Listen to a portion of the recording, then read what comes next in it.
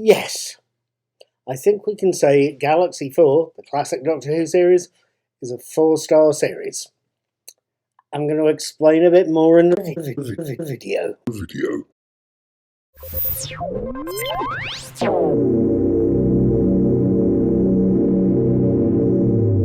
Right then, good morning, good evening, good afternoon everyone. Hello wherever you are, whenever it is. Timey-wimey, wibbly-wobbly and all of that. I'm making this video in the evening. You could well be watching it in the morning, in other words.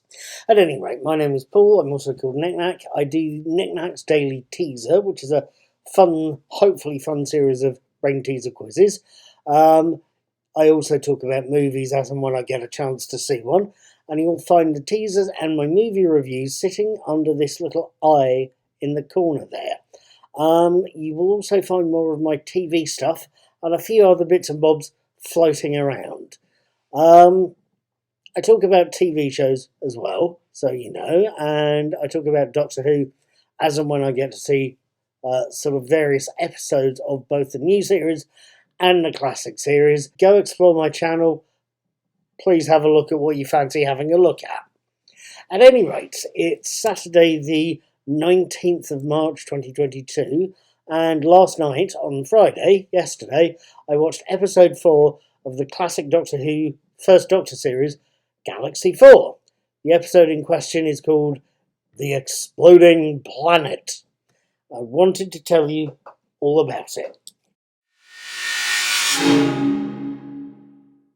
Episode 4, The Exploding Planet, picks up from Airlock, the third episode, and shows us Stephen, played by Peter Purvis, still trapped in the airlock of a Draven ship. As he collapses, the junior Dravens are discussing his potential death. They're quite keen on it, but they're overruled by Marga, Stephanie Bidmead, their leader, making the point she'd rather not see the human dead. He's a valuable hostage. It's at this point another junior Draven realises that they have a problem. Stephen's friends, the Doctor and Vicky, William Hartnell and Maureen O'Brien, are on their way to rescue Stephen, and they're accompanied by a rather menacing Chumbly. Menacing, yeah. At any rate, it's a Chumbly that forces the Dravens to release Stephen by launching an ammonia bomb, a powerful stink bomb, into the Draven ship. When the smoke and the smell clears, the Dravens move to try and kill the fleeing group, only to be stopped by the same Chumbly. It leaves Marga and her group to plot revenge and the theft of the royal ship at a bit of a distance. Back at the royal ship, the real leader hands the Doctor a lot of cable so that the Doctor can connect the real ship to the TARDIS and charge the former from the latter. Something he tells the real leader that should take about 6 hours.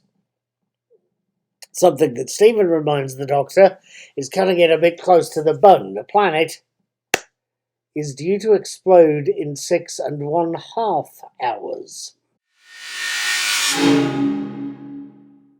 Now, what did I make of The Exploding Planet and what did I make of Galaxy 4?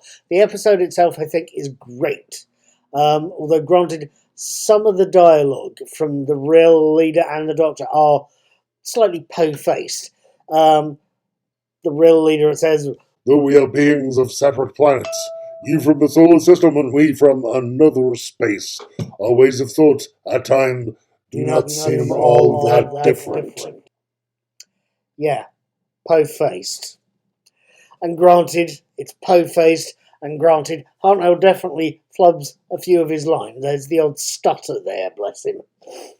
Saying that, the episode itself brings Galaxy 4 to a suitably dramatic close and shows us Marga, the chief villain of the piece, falling into a lava-filled crack and dying hideously, after a relatively blameless Dravens precede her.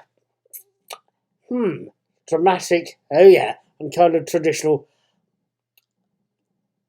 The thought occurs to me as I recall that it's slightly a traditional space western, in that the villain falls from a great height into a deeply symbolic hell. Possibly one for the Western fans out there to tell me about, I think. Galaxy 4 as a feeling, as a series though, Galaxy 4 as a series, I have to confess, I've come away from Galaxy 4, the series, feeling very impressed with the thing. I will give you, it is not on a par with classics like Genesis of the Daleks, or Talons of Wing Chiang, or Inferno, or even Hartnell's only Dalek Invasion of Earth. Hartnell's speech and Susan's departure in that is still something to watch, and I beg you to go and look it up on Wikipedia. It is quite something. But at any rate, Galaxy 4 doesn't quite match some of Doctor Who's giants. It really doesn't. On the other hand, it's a 4-star little rock-solid entertaining series that I think you would like to be watching. Even if you're not a particular Doctor Who fan, it may have something of interest for you. It's a good series. It's no heavyweight, but it is perfectly entertaining and watchable. At any rate, I am going to sign off here. I am going to be watching something different next week. I'm going to see if I can't watch Star Trek Picard or Discovery, see if they float my boat. You'll see me video reviews go past here on YouTube on Mr. Cuddy2977. Please feel free to hit subscribe, like, ding the bell, whatever, and go check out the teasers. Have a very good week. Take care now.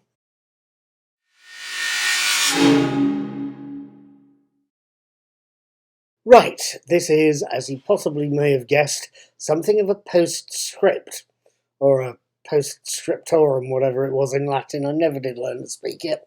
At any rate, this is a postscript to the main review.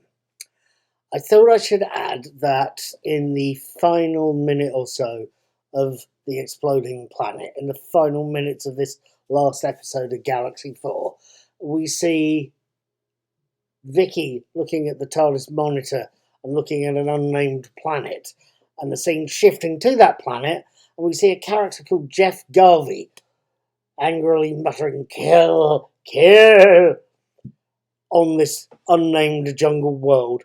The scene is a trailer for the next episode of this particular season, Mission to the Unknown. It's an episode that's, as with the actual video original version of Galaxy 4 itself, it's an episode that is missing, although it has, I should say, been reenacted by students from the University of Central Lancashire and posted to the official BBC Doctor Who channel. It's something I have been meaning to watch for some time now. I've got it on my YouTube Watch Later list. I might share it with you. You never know. But at any rate, it's something I want to watch, as is the upcoming reconstructed release of The Abominable Snowman, the Patrick Troughton adventure, and the first one with the Great Intelligence and the Yeti.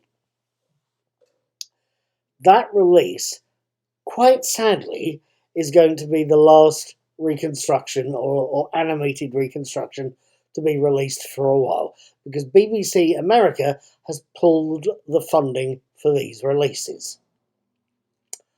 I personally feel that that is one hell of a great shame, and I suspect every fan of the classic series is probably going to be saying the same thing and watching this video and agreeing with me. At least I hope so. Leave me a comment and tell me what you think. I'd love to hear from you. But at any rate, I think it's a great shame because, in part, these things are deeply entertaining.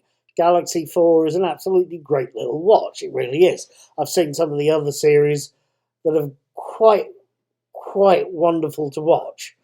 Granted, the animated Web Planet episode of Web Planet was very bad, but The Power of the Daleks, The Evil of the Daleks, and Galaxy 4 itself, and Sharda, the Tom Baker episode, are all superb. They're wonderfully entertaining, and they are also important historical documents. The remakes, the companies that make them learn a lot about how to reconstruct these things and try and preserve them.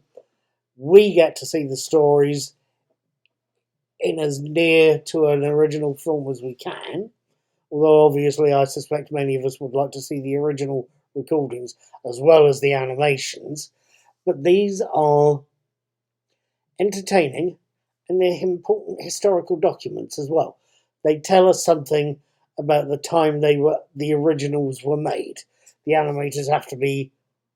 They do like to throw in the odd little bits and bobs. There's odd statuettes of weeping angels and the odd poster of Delgado's master doing the rounds. But for the most part, they try and keep them as authentic as possible. They are historical documents that we as fans are watching, as well as entertainment. They're historical documents. They're valuable for being texts that tell us about the time they were made. And I think it's deeply shameful of BBC America to pull the funding for them. Shape up, BBC America. Do something about it. Start sinking some money back in. Thank you for watching. I hope you join me when I watch The Abominable Snowman and whatever other bit of TV I also decide to watch. I'll see you next time. Have a good day.